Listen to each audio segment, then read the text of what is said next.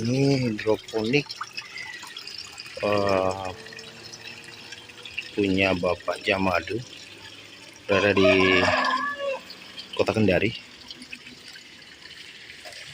Dengan memanfaatkan lahan yang sempit, bisa menghasilkan tanaman hidroponik. Keren.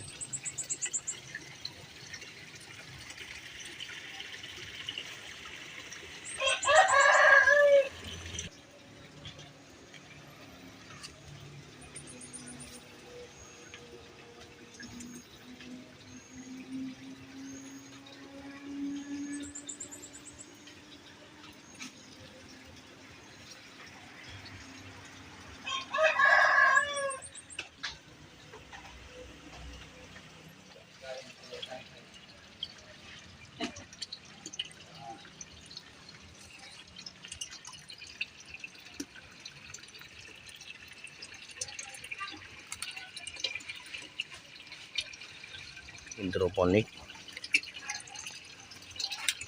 oleh Bapak Jamadu, berada di Kota Kendari, tepatnya di ujung Pasar Panjang sebelah kanannya. Tanaman hidroponik memanfaatkan lahan yang agak sempit menjadi tempat yang sangat produktif.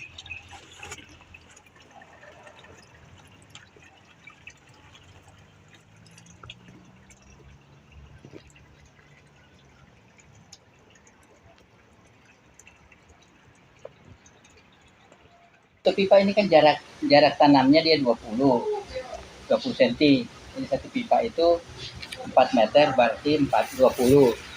Jadi kalau 2 pipa berarti 80.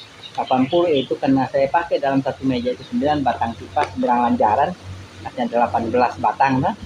Itu berarti hitungan kali 4 360. Yes. 360 lubang tanam. Jadi satu meja itu rata-rata saya gunakan 360 lubang tanam. 360 lubang tanam. Bungkus bibit itu satu. Kalau satu bungkus bibit itu kalau selada kan yang 1 gram itu kurang lebih 1000. 1000 jadi. biji. Kalau selada itu misalnya barusan kita buka, kalau yang 1 gram itu kita kan palingan kalau 360 itu palingan kita menyemai 500. Oh, setengah bungkus di? Setengah bungkus.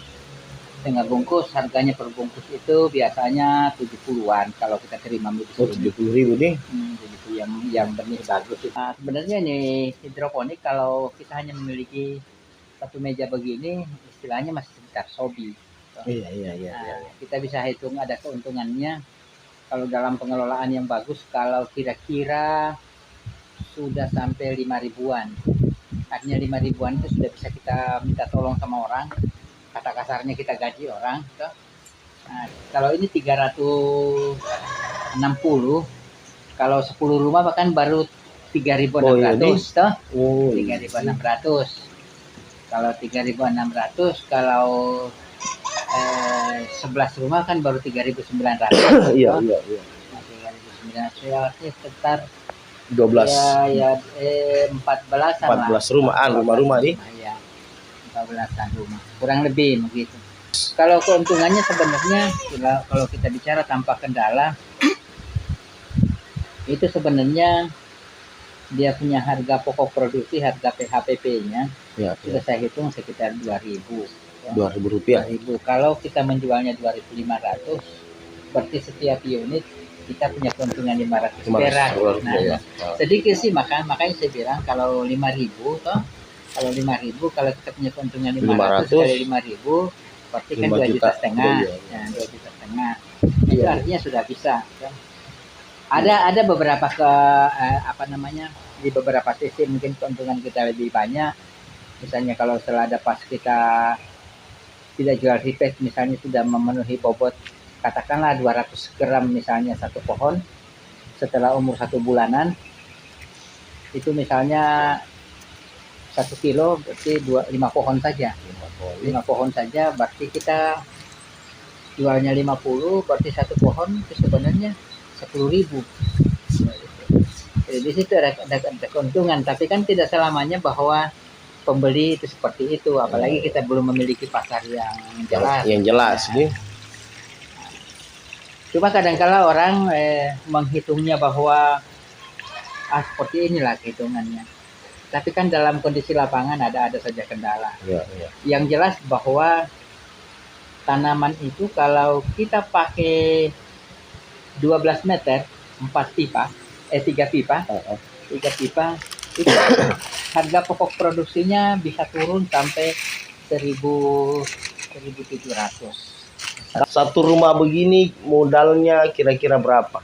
Kalau satu rumah begini kalau bisa menghasilkan, saya belum menghitung pastinya, cuman kalau pipanya saja bajaringannya saja 1.300.000.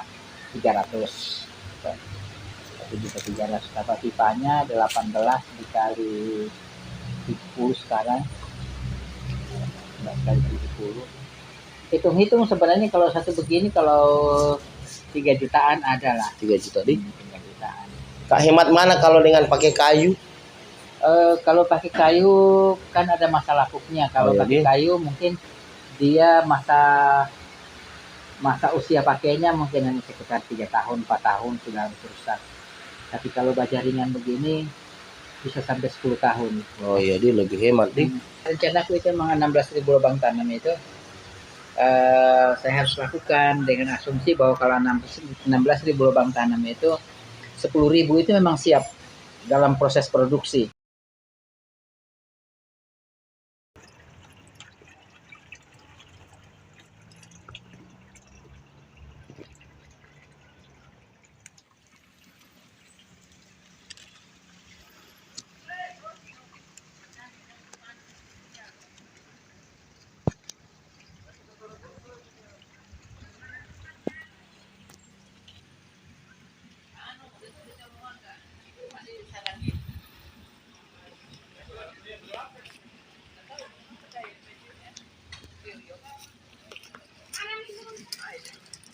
Yang 6.000-nya ini mungkin dalam proses baru selesai panen, kemudian cuci pipa, mungkin penyeterilan, mungkin dikosongkan dulu, mungkin 1 minggu 2 minggu.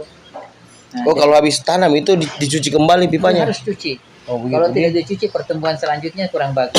Oh begitu di. Nah maka itu sebenarnya yang berat. Tetapi kalau setiap panen kita cuci tidak terlalu berat juga karena tidak terlalu. Iya, tidak terlalu kotor nih. Yang kita keluarkan kan lumut-lumut. Iya, iya. Nah, kalau misalnya lumutnya sudah keluar, terus kita lubang tanahnya kita sudah banyak, kemudian kita simpan lagi, lalu kemudian kering dulu itu pipa, mungkin 2 atau 3 hari, baru kita setel lagi, kita perbaiki. Karena cuci pipa itu bukan pipanya saja, tetapi semua input outputnya itu harus dicuci. Maksudnya keluar masuknya air. Pipa pembuangan yang kecil-kecil yang setengah inci, yang 1,5 inci. Oh tetap juga dibersihkan itu. Harus dicuci. Berarti harus ditusuk apa segala macam. Kalau yang pipa setengah inci otomatis kita harus pakai pipa listrik. Pipa listrik. Kalau yang pipa 1,5 biasanya saya masukkan kain, baru didorong dengan pipa 1 inci. Jadi dia keluar semua dia punya kotoran. Nah kan dikhawatirkan kalaupun ini pipa besarnya kita sudah cuci, pipa penanaman ini sudah kita cuci, sudah bersih. Kalau kita tidak bersihkan yang di bawah, kita khawatirkan bahwa penyakit, bakteri masih ada di situ, kotoran masih ada di situ. Sebenarnya berhidroponik itu simpel, tetapi tidak sesimpel yang dibayangkan, seperti membayangkannya orang yang hanya kan sama aja sebenarnya, itu tidak jauh beda aja kalau kita mempersiapkan lahan di tanah gitu, balikkan tanah kan. Nah itu dia sih sebenarnya kenapa beberapa kawan itu mengatakan bahwa sebenarnya berhidroponik itu lebih mahal daripada konvensional. Padahal kalau mau dihitung tenaga kerja yang dicurahkan di konvensional itu justru lebih banyak. Kalau kita mau hitung juga berapa biaya yang kita keluarkan, misalnya pembelian sarana produksinya, misalnya ada mesinnya, ada tandonnya, ada pipanya, ada bajaringannya, ada UV-nya. Sebenarnya tidak kalah juga bahwa setiap proses produksi dimulai di lahan itu harus tetap ada persiapan. Kemudian setelah kita menanam harus ada pembersihan, harus ada pemupukan, lalu kemudian harus ada pemberantasan hama penyakit. Nah kalau di hidroponik kan hanya pengontrolan air nutrisi yang ada di tandon.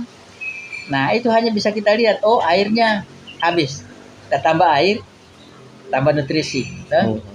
Atau air yang kita tambahkan memang nutrisi baru kita tumpah. Ya, Nanti tidak ada susahnya. berarti dia kan sirkulasinya 1 kali 24 jam tuh. 24 jam. Berarti dia berputar kembali kan, turun naik kan, turun naik. Dihitung dari penggunaan air, Dalam beberapa orang peneliti yang kita baca di buku bahwa tanaman-tanaman sayuran daun begini dia menghabiskan air 3 liter dari A sampai Z, dari mulai proses produksi sampai pasca panen. Nah, kalau di lapangan, kalau panas begini misalnya, kalau musim panas berapa liter dihabiskan? Tergantung penguapan. Nah, kau tidak siram, toh? Nah, makanya itu di lapangan itu adalah sawinya agak kuning, agak pahit. Begitu pahit Nah, itu karena dalam proses berproduksi itu kan dia kadang kering air, nanti mau disiram lagi. Syukur-syukur kalau petaninya punya kemampuan untuk menyiram, kalau tidak. Nah, kadang-kala kalau di petani konvensional yang di atas sana itu biasakan menyiramnya pakai alkon. Pakai alkon kan berarti punya sarana produksi lain tambahan. Iya. Sudah mulai harus ada bensin, harus beli alkon, harus punya tenaga kerja tambahan. Dalam artian bahwa kau pakai alkon, kau tidak terlepas penyiangannya, kau tetap juga harus lakukan. Kan banyak proses di sana. Lepas dari penyiangannya kau sudah lakukan lagi, penyemprotan hamanya harus kau lakukan. Kalau tidak, jangan harap kau bisa menjual. Kalaupun bisa menjual sesekali saja, karena serangan hama di konvensional itu besar.